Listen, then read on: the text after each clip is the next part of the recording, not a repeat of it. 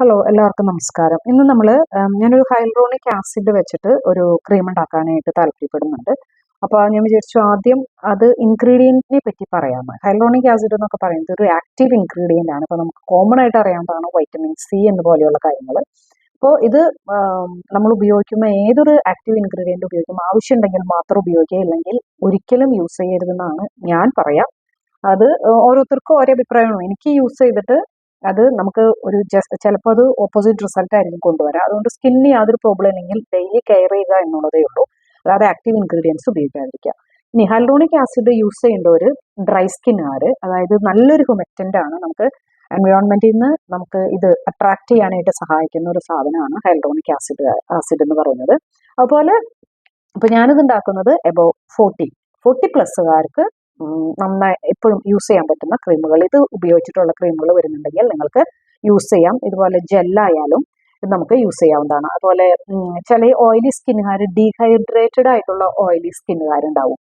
അതായത് വലിയ heaviness feel ചെയ്യാത്ത രീതിയിൽ നമുക്ക് ഈ ഹൈലൂറോണിക് ആസിഡ് തന്നെ വെച്ചിട്ട് ഇതിന്റെ പല വേർഷൻ വരുന്നുണ്ട്, വെച്ചിട്ട് നമുക്ക് നല്ല നല്ല ജെല്ലുകൾ ഉണ്ടാക്കിയെടുക്കാനായിട്ട് പറ്റും. അതായത് പ്രൊഫഷണലി വരുന്ന മിക്ക ജെല്ലുകളും നല്ല കോസ്റ്റ്ലി ആയിട്ടുള്ള ജെല്ലുകൾ ഹൈലൂറോണിക് ആസിഡ് എന്നൊക്കെ പറയുന്നത് ഈ ടൈപ്പ് ഹെവി ആയിട്ടുള്ള ഹൈലൂറോണിക് ആസിഡിന്റെ അതായത് ഒരേ ഹെവിനെസ് ഉണ്ട് ഇതിന്. ഇത് ഭയങ്കര ഫൈൻ പൗഡറാണ്, അല്ലാതെ വരുന്നതുണ്ട്. അപ്പൊ അങ്ങനെ വെച്ചിട്ടുള്ള ഇതുണ്ട്. പിന്നെ സെൻസിറ്റീവ് സ്കിന്നുകാർക്കും നല്ലതാണ് ഹൈലൂറോണിക് ആസിഡ് വെച്ചിട്ടുള്ള ക്രീം. ഇത് അടുത്തൊരു ചോദ്യം എന്ന് പറഞ്ഞു കഴിഞ്ഞിട്ടുണ്ടെങ്കിൽ ഇത് ഹീറ്റ് സെൻസിറ്റീവ് ആണോ? അതെ, ഇത് ഹൈലി ഹീറ്റ് സെൻസിറ്റീവ് ആണ്. നമുക്ക് ഒരു വിധത്തിലും ചൂടാക്കിയിട്ടുള്ള ഫോമുലയിൽ ഇത് ആഡ് ചെയ്യാൻ പറ്റില്ല. അപ്പൊ നമ്മൾ കൂളിംഗ് പീരീഡിൽ വേണം. നമ്മൾ ക്രീമിലാണ് ആഡ് ചെയ്ത് കൊടുക്കുന്നതെങ്കിൽ കൂളിംഗ് പീരീഡിലും, പക്ഷെ നമ്മൾ ജെല്ലാണ് ഉണ്ടാക്കുന്നതെങ്കിൽ ഓഫ്കോഴ്സ് ചൂടാക്കേണ്ട കാര്യമില്ലല്ലോ, അതനുസരിച്ചിട്ട് നമുക്ക് ആഡ് ചെയ്ത് കൊടുക്കാം. കൂളിംഗ് പീരീഡ് എന്ന് പറയുന്നത് 40, നമ്മൾ വൈറ്റമിൻ ഇ, പ്രിസർവേറ്റീവ് അതൊക്കെ ആഡ് ചെയ്ത് കൊടുക്കുന്നത് ഓൾമോസ്റ്റ് 40-ലാണല്ലോ, അതിലേക്ക് ആഡ് ചെയ്ത് കൊടുക്കാം. ഇനി പി എച്ച്, ഇത് പി എച്ച് വരുന്നത്, ഇത് വർക്ക് ചെയ്യുന്ന പി എച്ച് എന്ന് പറയുന്നത് 5 to 7 ആണ്, ആ ഒരു റേഞ്ചിൽ വരുന്നത്. അപ്പോൾ നമ്മുടെ ക്രീമുകളൊക്കെ മിക്കവാറും നമ്മൾ 5.6 ജെല്ലായാലും നമ്മൾ അതിലേക്ക് ഇടും. അപ്പോൾ പി എച്ച് 4-ന് താഴെ ഇത് നമ്മൾ ആഡ് ചെയ്ത് കൊടുക്കുകയാണെങ്കിൽ ഈ സാധനം ബ്രേക്ക് ചെയ്യും. ഐ മീൻ ഇത് വർക്ക് ചെയ്യില്ല, അതുപോലെ നമ്മുടെ ഫോമുല ബ്രേക്ക് ചെയ്യും. പി എച്ച് എബോവ് 8-നായാലും ഇതുപോലെ തന്നെ പ്രശ്നം വരും. എൻ്റെ കയ്യിലിരിക്കുന്ന ഈ ഹൈലൂറോണിക് ആസിഡ് നിങ്ങൾക്ക് ഇവിടെ കാണാനായിട്ട് പറ്റും. ഇവിടെ എഴുതിയിരിക്കുന്ന കണ്ടോ, hyaluronic acid SLMW, super low molecule weight. അതുപോലത്തെ ആയിരിക്കണം നമ്മൾ ഉപയോഗിക്കേണ്ടത്.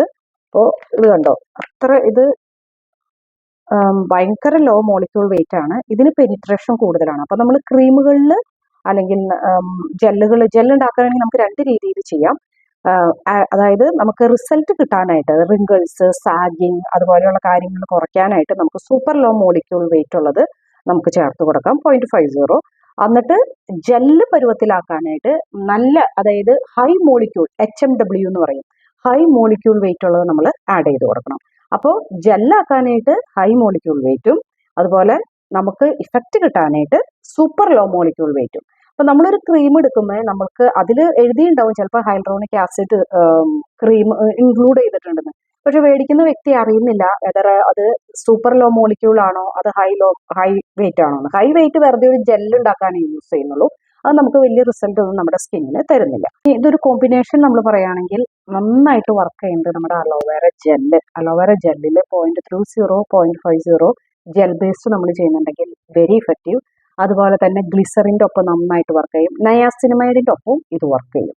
അപ്പോൾ ഇത്രയും കാര്യങ്ങൾ ശ്രദ്ധിച്ചു കഴിഞ്ഞിട്ടുണ്ടെങ്കിൽ നമുക്ക് ഹൈലൂറോണിക് ആസിഡിന്റെ ഒരു നല്ലൊരു ജെല്ലോ ക്രീമോ നമുക്ക് ഉണ്ടാക്കിയെടുക്കാം. ഞാൻ അടുത്തൊരു ഫോമുല അത് കാണിക്കാം, ഫോമുല ഇടുകയും ചെയ്യാം, ഈസി ആയിട്ട് ഉണ്ടാക്കിയെടുക്കാൻ തരും. പക്ഷെ ഇതിന്റെ ഒരു കോസ്റ്റ് എന്ന് പറയുന്നത് ഈ വെയിറ്റ് നോക്കിയിട്ടാണ് ഇതിന്റെ കോസ്റ്റ് വരുന്നത്. സൂപ്പർ ലോ മോളിക്യൂൾ എന്ന് പറയുന്നതിന്റെ വെയിറ്റ് ഉള്ളത് ഒത്തിരി എക്സ്പെൻസീവ് ആണത്. ഇത് വേറൊരു പ്രശ്നം എന്ന് വെച്ചിട്ടുണ്ടെങ്കിൽ നമുക്കിപ്പോൾ ഇത് നമ്മുടെ നാട്ടിൽ അവൈലബിൾ ആണോ, സൂപ്പർ ലോ മോളിക്യൂൾ വെയിറ്റ് ഉള്ളത് നാട്ടിൽ അവൈലബിൾ ആവാൻ ഭയങ്കര ബുദ്ധിമുട്ടാണ്. കാരണം അതിന്റെ കോസ്റ്റിന്റെ ആയിരിക്കാം. ഹൈ മോളിക്യൂൾ വെയിറ്റ് ഉള്ളത് പൊതുവെ ജെല്ലൊക്കെ ഉണ്ടാക്കാനായിട്ട് നമുക്ക് അവൈലബിൾ ആണ്. അപ്പോൾ നമുക്ക് ഒരു ഫോമുല എത്രയും പെട്ടെന്ന് ചെയ്യുന്നതായിരിക്കും.